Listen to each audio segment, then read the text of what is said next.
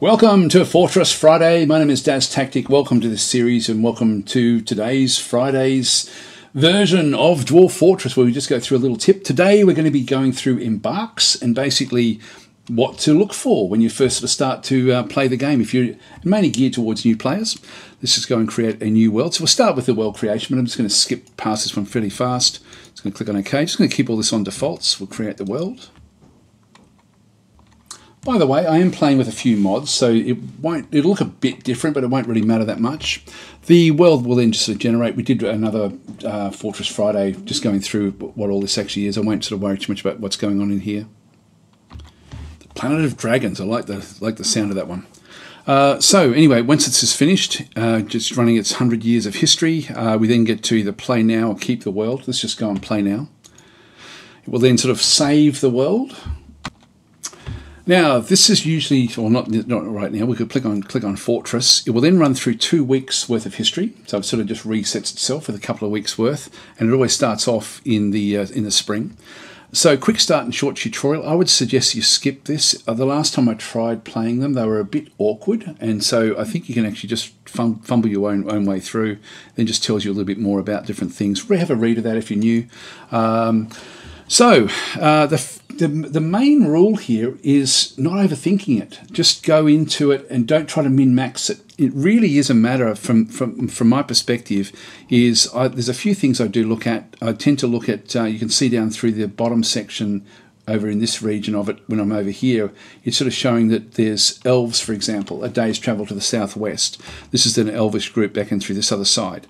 These are dwarves up and through this other area. There's goblins over here, so if they're sort of close enough, you can see there that goblins, in this case, are near sight. So I like to have humans, goblins, and elves if possible. Yeah, there's all three back in this sort of region. So that's one thing that I consider, but just go for whatever you want. Then we have a list in the middle there that's sort of telling us, like, very deep soil, light aquifer. If you're playing on the default, you're going to end up with heaps and heaps of minerals anyway, so you don't have to worry about what sort of minerals you're going to get. It's more just whether you want to play on a light aquifer. Don't play on a heavy aquifer, and also don't play, there's a heavy aquifer right in there, so for example.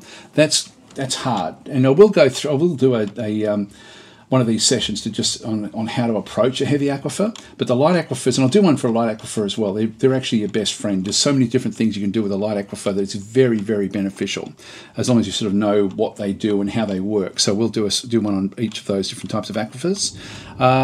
If also, don't start right on the coastline as well. It won't give you a warning in here, but if we go into this location, for example, and go and click on Embark and then go and click over here, it's telling us a few different things. And so it's saying you've selected an area with salt water. It might be very difficult to survive here, and it will be. This is actually something that is really quite difficult. There is a light aquifer that does allow us to get over the salt water. We can then sort of deal with other things that way. So the light aquifers really are very, very beneficial. And you've selected a savage area. Wildlife might be very dangerous in here.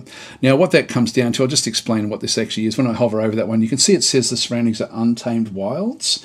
There's 3 different types of savage areas. Untamed wilds is your neutral.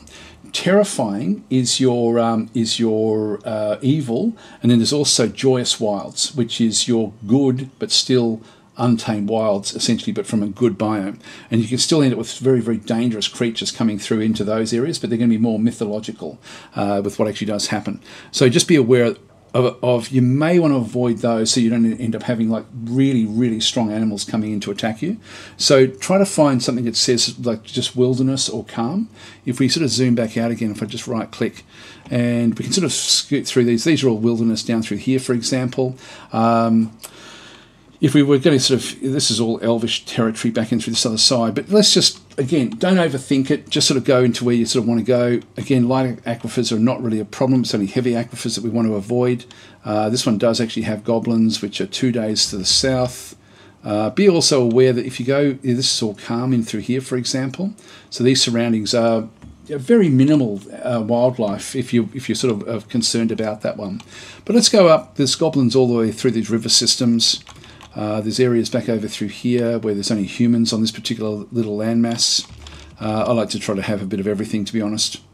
We've got the other thing you might want to do is avoid areas that don't have any trees. For example, up into here, you'll see that the trees and the other vegetation are none. You do pretty much, unless you're prepared for it, make sure that you actually go into an area that at least there's sparse trees. Like this is temperate where the trees are sparse. This is a calm location again. Shallow sand, light aquifer. Don't overthink it. Like this one is just elves, but let's just go across into one of these sorts of areas. This is a bold forest, which is cold, heavily forested. It is still calm, even though it is forested. This one's wilderness. Just pick what you want, really. Light aquifer, sounds good. Bang, done. These are elvish populations down through this other side.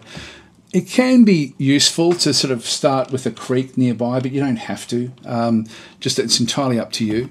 If we sort of were going to sort of go into this area, this is woodland back in through this other side. This looks pretty cool. There's light aquifer, there's deep soil. Deep soil is more beneficial than some soil. It means that you can then have your farming fairly low under the ground, so that's actually can be a good thing. Let's just go and embark here, for example. Go and click. So we've got a light aquifer. Oh, we're near a necromancer tower. Now, unless you want to be invaded by the undead, choose another location. I tend to like it. They do come every so often. And as long as you're prepared for them, then you're okay if you know that they're going to be there. So if we just go and right click and just get out of there. So we're over here somewhere. There must be a tower in here. And I can't, there it is up the top there here. So we were a bit too close to that tower. So if you just go down into another location, for example, down in through this side, this is light aquifer, this is temperate, heavily forested. So if you just go into one of these sort of locations, go to Embark, click on this one through here, just light aquifer, not a problem. Just confirm that one. And again, if you're just really wanting to get into it, just choose to play now. If you do prepare for the journey carefully, you can then go and save your embarks. And so I've got 3 that I've got saved in through here, depending on if I'm going to go into ice, desert, or woodland, but with evil. So you've got a few there that these are set for going into like terrifying biomes, which I would suggest you avoid if you're new to the game. But just click on play now and just get into it. And that's pretty much it. It will then prepare the map for you. And here we are. Now, forget about the big, weird and wonderful creatures. That's a mod that I'm playing with, so it's not going to really impact your actual gameplay. But we've got like a lot of different things now happening, so they're just now coming back in.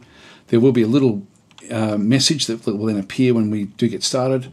So when you just have a look at this one, just have a quick read and see what it sort of says. Now it says dingo men. These mean that these are going to be humanized dingoes that are going to be sort of wandering around at this particular location. Just going to click on OK. When you do click on OK, just be aware that the game will then run forward and you do need to pause it yourself. So just get ready with the space bar if you're wanting to then do an evaluation. But I'll do another video from this screen. So the next week I'll actually have this from this screen as to what to look for when you first start, when you first come into a game of Dwarf Fortress, you know, what the opportunities are and how different things sort of then work for you. Thanks for watching, guys. I will catch you next week.